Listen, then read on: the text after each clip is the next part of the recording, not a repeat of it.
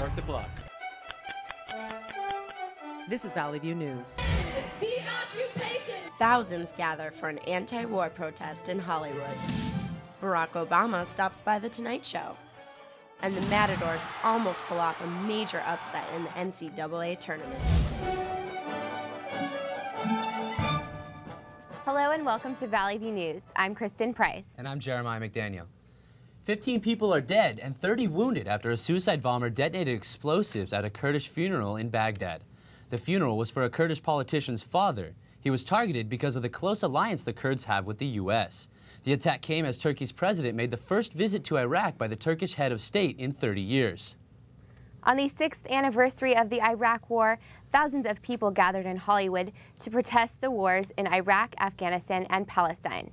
Valley View's Steffi Milioti reports. End the occupation! Troops home now! End the occupation! Troops home now! People from all walks of life in cities and towns across Southern California participate in the march and rally hoping for peace. The march is led by a contingent of mock coffins draped with Iraqi, Afghani, Palestinian, and U.S. flags representing death caused by the wars. Vietnam veteran and author of Born on the 4th of July, Ron Kovic, feels that Obama is making a big mistake by planning to send more troops to Afghanistan, and that the protest is the beginning of a new peace movement. We need to learn from the lessons of the Iraq War. It is not a good idea to repeat the mistakes all over again in Afghanistan. We've had too many Americans die in Iraq in a senseless war, too many flag-draped caskets, too many coming home wounded in wheelchairs for the rest of their lives. I mean, when are we going to learn? When are we going to wake up? When are we going to recognize the true cost of war? Many people in the protest say the march is a critical opportunity to let the new administration in Washington hear their voices, demanding an immediate end to wars. Obama is not ending the war. He said it'd be another 3 years. So we hope to make that much quicker, the end of it, to bring the troops home immediately. We want to say no more war. We want to say bring our troops home. No escalating of troops in Afghanistan. We think that's a bad policy decision. People in this rally today hopes that their voices are heard, and they're hoping for the government to bring the U.S. troops home. They also want government to allocate the money used for war to instead create jobs for education and healthcare. I am Steffi Milioti in Hollywood for Valley View News. 2 major recalls are in effect in California due to salmonella. One is for organic brown eggs distributed by Den Dolk Poultry Farms. They're sold at Costco under the Kirkland brand and at Safeway and Pack and Save under the name O Organic. The other is for Napa Nuts, etc. It's recalled peanuts distributed in Northern California restaurants and bakeries. The company has stopped distribution of peanuts until further notice. Every 4 hours in the United States, a baby dies from sudden infant death syndrome.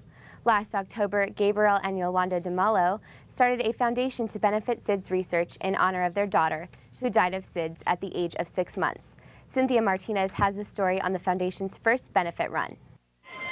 On your mark! Get set! Go!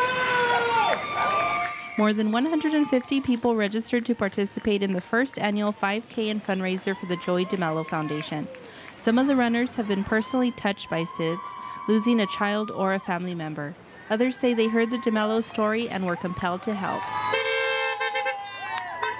We're also here to support baby Joey and the SIDS cause, and there's a large group of women here from Camarillo Stroller Strides. They're obviously moms in the community that exercise, and we felt very strongly for this. So we've got, I think, 20+ women out here supporting this cause also. SIDS is really scary, and you can affect anybody.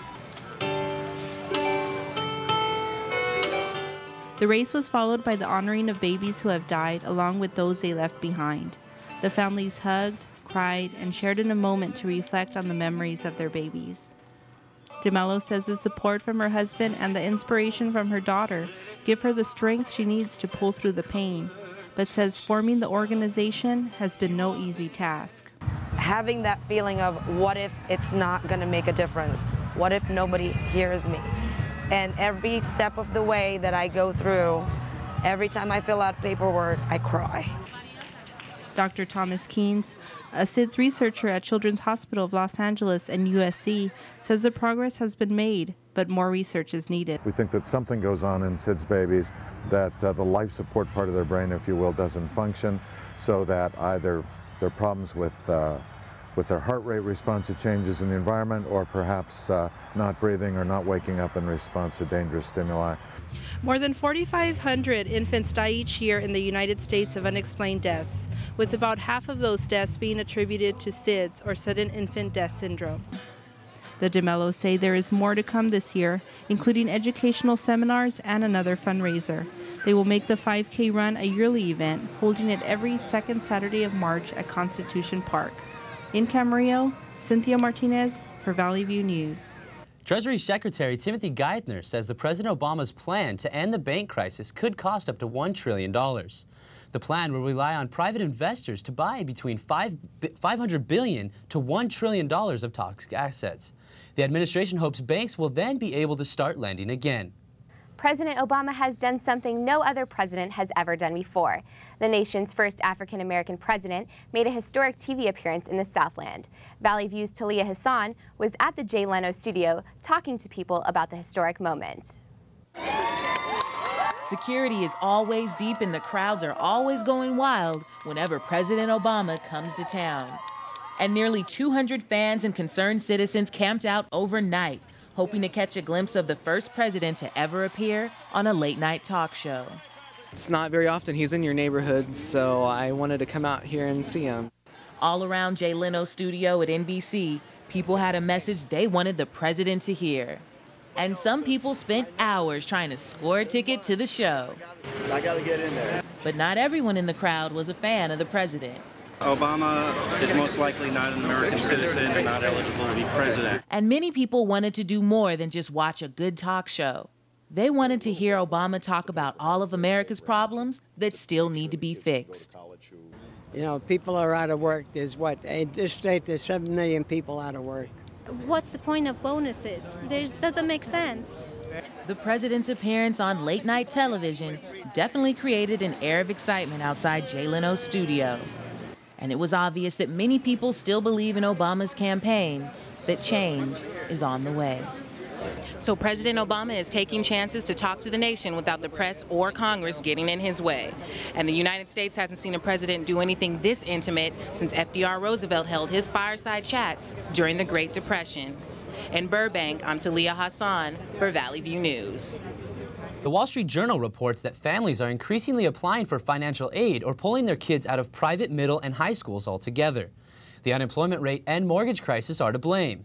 With lending practices remaining tight, even parents who have good credit are having trouble getting loans to help cover tuition costs. This is bad for private institutions who, in addition to tuition payments, are funded by donations from families.